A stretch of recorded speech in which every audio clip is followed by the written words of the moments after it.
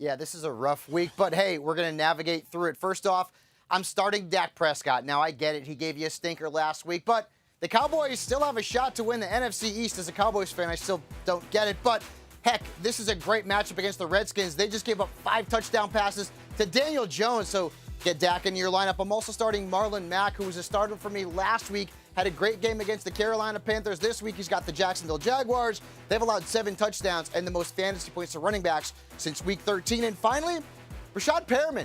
I mean, this guy has become a very valuable fantasy asset, giving you double-digit fantasy points in 4 straight weeks. He's the #1 wide receiver on a team that throws the ball 40 times per game on average. So the matchup's also pretty good against Atlanta. So Perriman is a wide receiver too. All right, now we got to decide whom we're going to sit. Obviously, outside of these starters that are resting, make sure you pay attention to that. But those that are actually playing in Week 17, we are sitting whom? Well, Ryan Fitzpatrick has been like one of the hottest quarterbacks in fantasy football for the last month, but he's got the Patriots this week, and the Patriots still have something to play for. It's a home game. Quarterbacks have averaged the fewest fantasy points per game when playing at Gillette Stadium, so I don't know that there'll be any Fitz magic this week in New England. I'm also sitting Marshawn Lynch.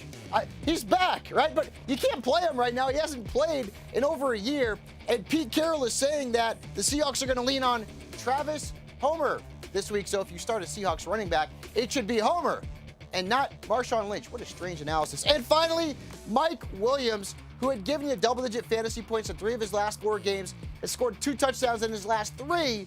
But the Kansas City Chiefs have given up the 2nd fewest fantasy points to perimeter receivers this year. So Mike Williams in a game where Phillip Rivers may or may not play. Again, that's the difficulty of playing in Week 17. Williams is a fade for me.